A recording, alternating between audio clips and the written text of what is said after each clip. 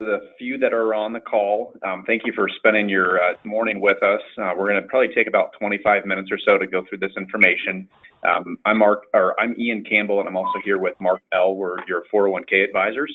And today's call, we're going to be going over the enrollment materials, talk about the benefit of the 401k plan, savings in general, and also cover over some investments, questions and answers for you as well too. So we're going to keep this as informal as possible. So if you've got any questions, just holler out. Say you've got a question, we'll pause and then try to get that answered right away. And then we'll also make this webinar recording available to those who missed it. And then kind of a housekeeping item, Jody was sent an email earlier today that she'll be passing out to all of you that'll include the documents that we're reviewing today. In that email, it'll all be very straightforward. If you've got any questions about that, you're always free to give Mark or myself a call, and we can help you through any difficulties that you've got too. So, but without that, we'll go ahead and get started. I'm going to toss it over to Mark L. and we'll talk about the first online enrollment packet, or the first page here of the online enrollment document. Good morning again. This is Mark, and great to have you all as an introductory call. And hopefully this will be the first of maybe many communications that we'll have moving forward as we talk about your 401k plan and your retirement future. So one of the things that I like to start off with is that the enrollment process is with our 401k provider, and the name of that company is called Retirement Plan Consultants. So if you see Retirement Plan Consultants, or sometimes we shorten that up to RPC, that is the website where you'll log online and register with your username and password that you'll create. All of these instructions will be in the PDF that we'll send to you for the online enrollment.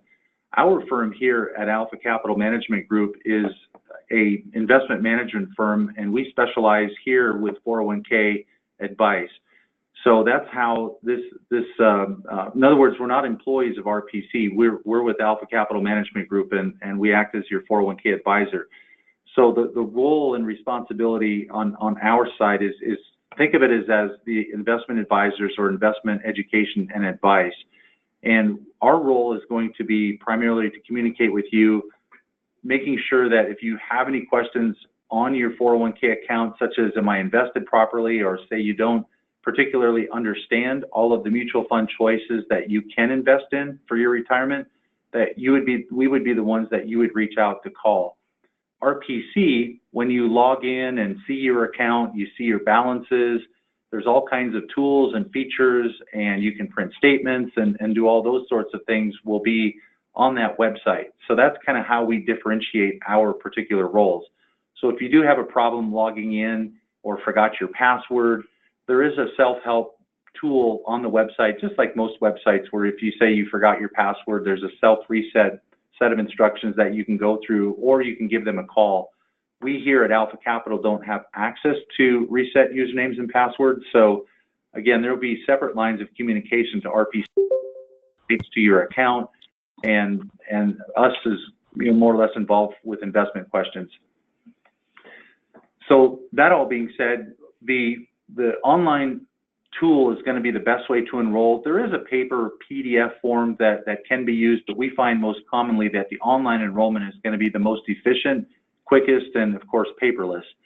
And so you'll, for those of you that do have the webinar up and you can see our screen, we've given you the screenshot of setting up your username and password.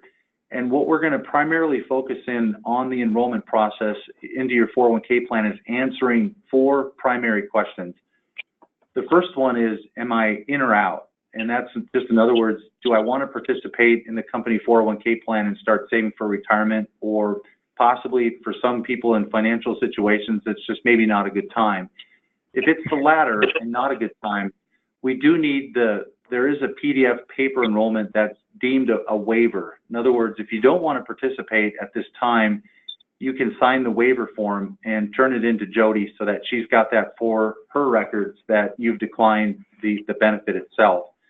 And hopefully that's not why we're on the call today. We're hoping to get all of you participating in the 401k plan, because it's an excellent benefit. And of course, as financial planners, we're always in tune with wanting to make sure that you save for your retirement as you go through your working career. So the first question, of course, is am I in or out? So assuming that everyone is going to want to participate, then the next question is going to be the how much question. And that's going to be the best way to save for retirement, of course, is through payroll deductions, which is going to be money that's deferred right from your payroll account into your 401k. So it's the easiest way to save, because if you're like me and you have direct deposit, as soon as that money hits the checking account, we typically will find a way to spend it all. And so the easy way is to have these payroll withholdings that go right into your 401k plan. It's a super easy way to save, and that's the most common way that 401ks are done. So the how much question is going to be how much you elect to defer from your payroll to start saving. I'll share some numbers with you that the average American in 401k plan saves right around 8%. That's the national average. Now, in your case, I'm jumping around here a little bit, but your company has what's called a safe harbor match. And that's where, unlike any other investment that's available, the company is going to put money into your 401k plan on your behalf. So I like to call it free money. And the reason why that benefit's available is because the owners care about you, and they want to make sure that they're participating in your retirement as well. They value your service. They want to make this benefit solid so that that future employment is always, something at hand to make sure that you're happy with all the benefits and your work environment there at Regis. So the safe harbor match is 4% of your earnings. And it's actually on a sliding scale where it can be less than 4% if you go in at lower amounts. So the key point that I want to make to you is if you as an individual participate with 5% of your own money going into your 401k plan, you will maximize the 4% company match. So if you put in 5, the company matches 4. So if you go less than 5%, say you want to go 4, 3, or 2, you'll still get a match, but it's going to be a smaller amount. And so something to be mindful. We would like to see a bare minimum contribution on your behalf to answer the how much question at least 5%. And you're certainly welcome to go more, such as the national average at 8. As financial advisors, we would like to see you at 10 eventually. And some people can't start at 10, but what you can do is maybe start out at 5 and then gradually increase your deferral percentage, maybe 1% each year for the next 5 years until you get to 10. That's a real common way for people to get to that 10% savings level. So again, that's the second question, the how much. The third question we'll spend a little bit of time on, and that is the pre-tax versus Roth. And Roth is a very common way to save nowadays, and it all depends on when and how you want to pay your taxes. So the pre-tax is the most common. Even though Roth is available in your 401k plan, the pre-tax is still most common, which means that your 401k contribution is going to go into your 401k plan without being taxed by Uncle Sam. So the math example looks like this. Let's just say for easy math, your paycheck is $1,000 and you decide to save 10%. That $100 is going to go into your 401k plan as untaxed money, which leaves you $900 in gross earnings. So the government's only going to tax you on $900 of earnings instead of the full $1,000. So that's the normal, typical way people like to enroll in 401k plans. But of course, you do have that Roth option, which means that you want to pay the tax on that full $1,000, still put in that $100 in this example, and you've already paid the tax on that $100. So that's another way to save in your 401k plan, is by utilizing that Roth option. Another reason why people do Roth is because you've paid the tax up front. That means when you take the money out of your 401k plan, say when you reach retirement, you don't have any tax bill on the withdrawals. So that's the reason some people like to pay the tax now and not later. So on the flip side, if you did do the pre-tax and take advantage of the tax deduction today, just know that when you retire and pull the money out, that's when you'll pay the taxes. So either way, Uncle Sam's going to take the tax money. It's just whether you want to cover it up front or if you want to cover it when you take the money out. So I'll pause there if there's any questions on specifically that whole pre-tax or that Roth option. Okay, good. So the thought around the pre-tax and the Roth is you can change it at any time. You're never locked into any decisions during this enrollment process. Is there a question? Yeah. Oh, sorry. Okay. So we've kind of covered questions 1, 2, and 3, and then the fourth question is going to revolve around investments, and that's where we come into play. You've got lots of different mutual fund choices in your 401k plan, and when you're doing the online enrollment process, the steps of answering questions 1, 2, 3, and 4 will all be in a line, and the website will take you right through questions. And so that's what makes it pretty easy. Of course, the paper enrollment form does the same thing. But regarding that last question, the investments, that's where you'll want to look at the investment choices and possibly get some help from us.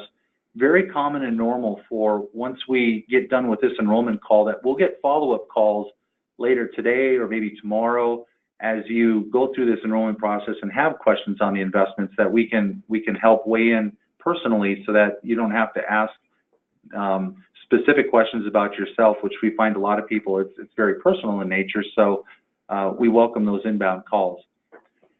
So in your 401k plan, you're going to see a lot of different mutual fund choices, and they're all designed different ways. A mutual fund is a basket of stocks or a basket of bonds. And stocks are typically where you get all your performance. It's also where you can see most of your investment gains, but it's also where you can see investment losses. I always like to mention that investments are just that. They can gain or lose value. There's no guarantees that the money in your 401k plan will just always go up. With markets going up and down, the value in your account will also go up and down.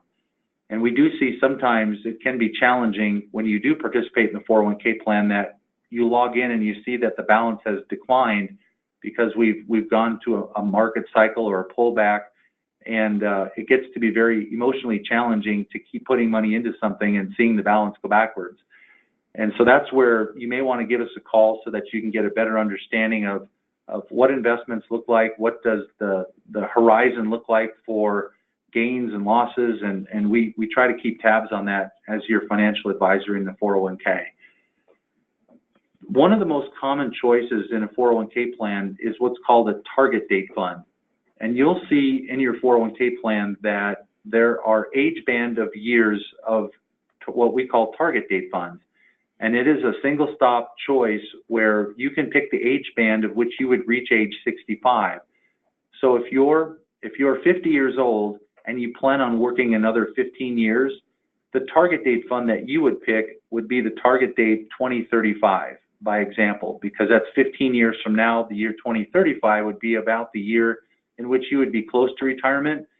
And then you would basically put all of your payroll contributions and the safe harbor match will also go into that target date 2035 fund. And so that's how those things are designed. They're very diversified as a single sole choice of an investment product. And they're designed to be somewhat aggressive when you're younger. And there's a glide path that's automatically built in to become more conservative over time so that when you get closer to retirement, there's more of a preservation mind of capital or money in your account than growth when you're younger. So that's a very popular choice, is the target date fund. So if you start there, or say, for example, that you don't make any investment elections, that's going to be the default in your 401k plan. But outside of the target date funds, there's also probably about 20 different mutual funds that you can pick from. And they range from all the different sectors of the economy, such as large cap and mid cap and small cap. These are mostly all stock funds, but there are bond funds there as well. And so it's up to you as to how you would like to choose those investments. I'll flip it over to Ian now, and for those of you that are online, we're going to share with you what we're going to provide as far as investment help that we're going to send to you each quarter as far as what sort of investments that we would pick if we were you. Thanks, Mark. So I just wanted to reiterate one thing. There's going to be a series of 4 attachments that will be in an email that'll come to you. One of them being like a participant website guide. The next one being what's called an asset allocation guide, which is our investment help guide, an online enrollment packet, and a paper enrollment packet. The 2 probably most important things, if you're going to just look at some of them, make sure you look at the online enrollment packet and the asset allocation guide. And the online enrollment packet will go through those steps that you need to enroll online and help answer those 4 questions that Mark alluded to. And then the asset allocation guide is our investment help with that final decision around what would be appropriate for you all to pick based off of your risk tolerance or age. So the asset allocation guide is broken out into kind of 2 options. You'll see it when you look at it. It'll look like a big, large Excel spreadsheet. The top larger rectangle is for those individuals who want to be a little bit more hands-on with their investments. They want to pick individual mutual funds, but they want help picking those and weightings, the percentages of what versus the other. So on the top of that larger rectangle, we've got 5 models that we've put together based off of our risk tolerance. And we've done the math and the homework of what we would recommend you to invest in based off of that risk tolerance to accomplish that diversified lineup. On the flip side, Mark briefly talked about it, which would be the target date funds. As kind of like an option B or option 2, you've also got the availability of selecting the target date series based off of the year that you would reach retirement. So you do the math around what year it will be when you reach age 65. That's going to plop you into one of the target date ranges, and then you would select that target date fund based off of your age.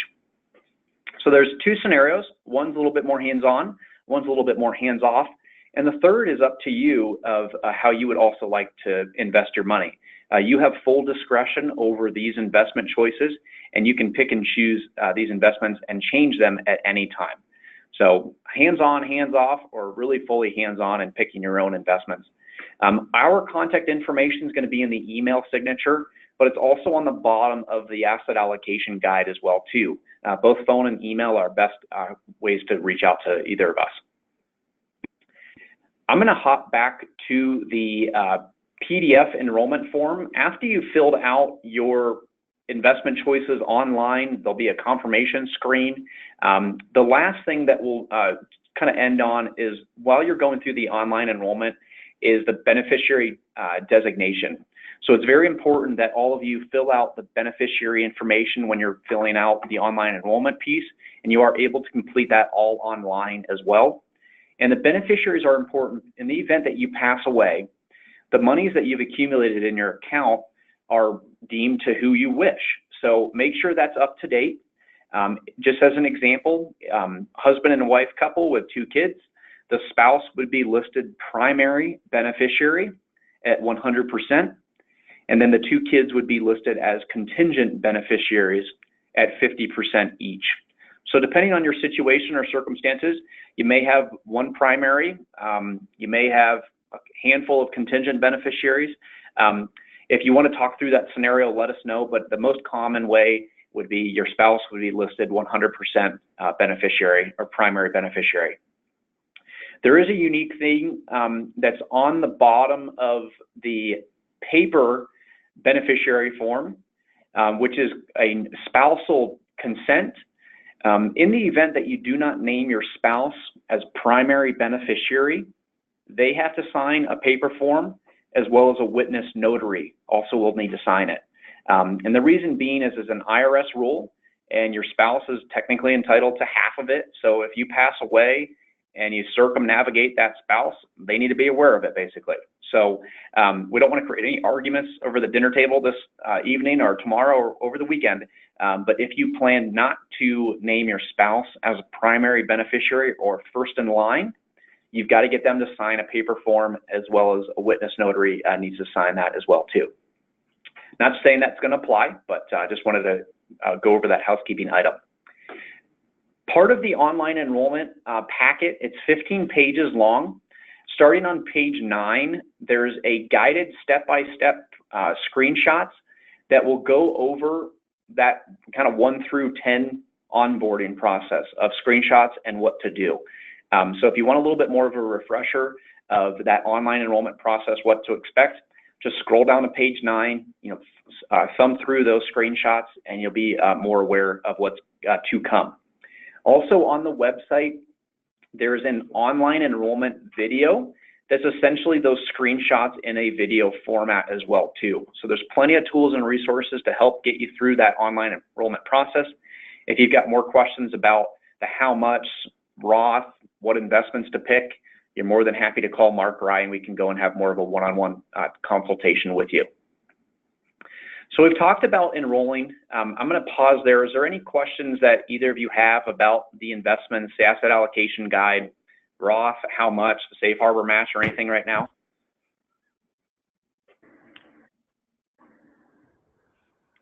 Okay. The timeline for enrollment, we have everything set up on our side, so we're free to make the first contributions for, I believe, Jody, we're targeting the very first payroll in October. Is that correct?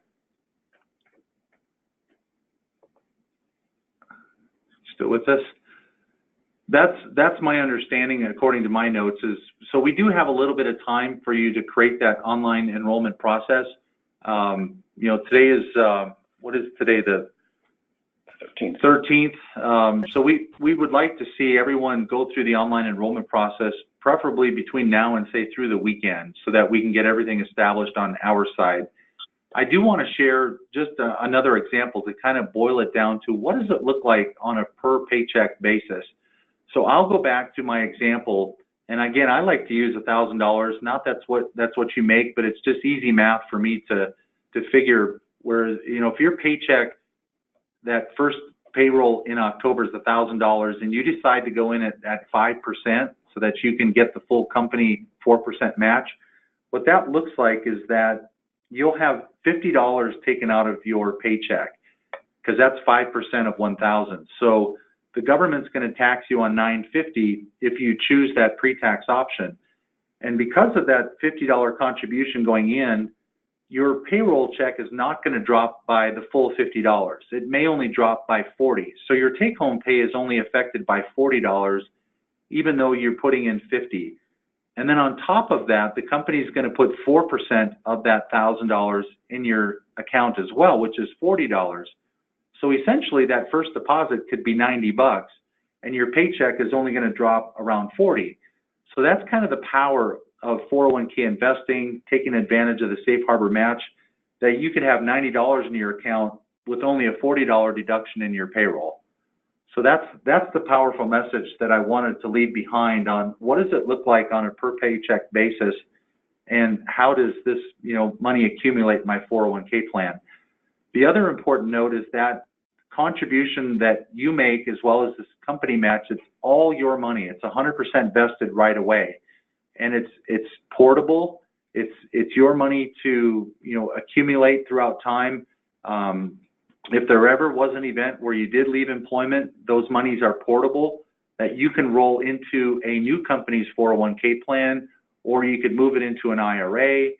It's yours based on your Social Security number. It's your investment account. So it's a great opportunity to save for retirement.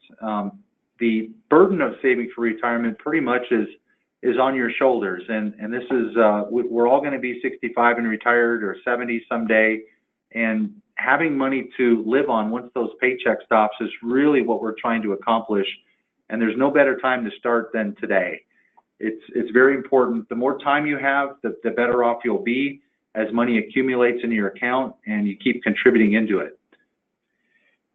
And that brings us to a really good point, which goes over the portability of the monies that you've accumulated in retirement accounts previously, but also in this account as well. What we've got pulled up on our screen now is what's called the rollover or exchange request form. Some of you may have 401k plans or IRAs that are at other firms that are caught being neglected or not being had a watchful eye on. You do have the opportunity, if you are eligible to participate in the plan, that you can roll over those assets into this plan and consolidate those accounts. In most cases, there is no cost to transfer that money out. There may be a $50 to $75 account transfer fee from the custodian that you're leaving, but in most cases, there's not. But also this works at the outbound. Mark had mentioned if you're no longer employed with a company, you can transfer those monies out to another retirement plan. So if that does apply to you, you are eligible to do that. It's an easy phone call to retirement plan consultants, and they've got a rollover team that can help consolidate that for you, but also work as if you are leaving, they can help with that distribution to that other 401k plan of your choice. So we wanted to cover over that rollover form and then open it up for any questions that either of you have about the online enrollment process or enrolling in the 401k plan. So I kind of wanted to turn it back to you guys and see if there's any questions that either of you have.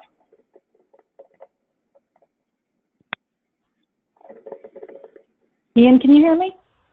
Yes, we can. Hi, this is Jody.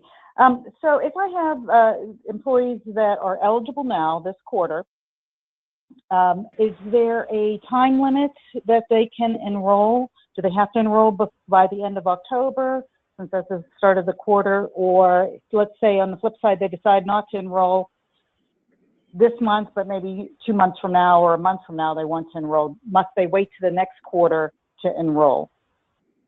So yes and yes.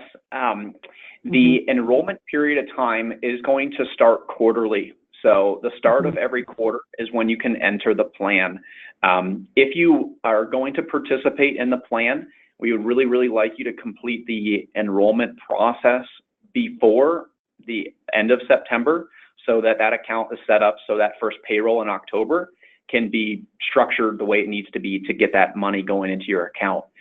In turn, if you do want to wait and not participate at this time, you would then have to wait until that following quarter or those quarters into the future. So if you said no now, you're going to still need to fill out the paper PDF enrollment form, which is just putting in your participant information.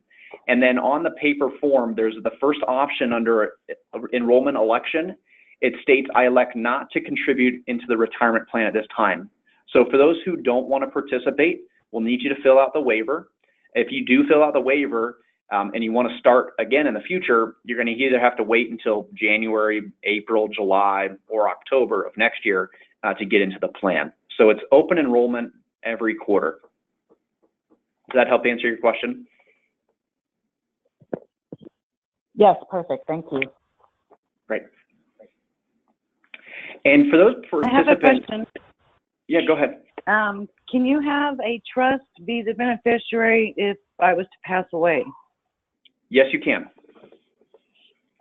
And then if you do name a beneficiary, do they get taxed when they inherit it? It depends on your estate and the cost basis and everything that goes on. So the answer would be it depends. But if you have not paid taxes on it, then in most cases that tax burden would be passed on to that individual. So if you had already paid, let's just say you were contributing into a Roth 401k account, you paid the taxes today, all of your investment growth was all tax deferred, that beneficiary received that in that account, you know, there would be no taxes owed on that Roth account. So it depends on the circumstances, but not to try to confuse you on that, but it would depend. If there was tax money or money that needed to be taxed, then yes, that tax burden would be passed on to the beneficiary.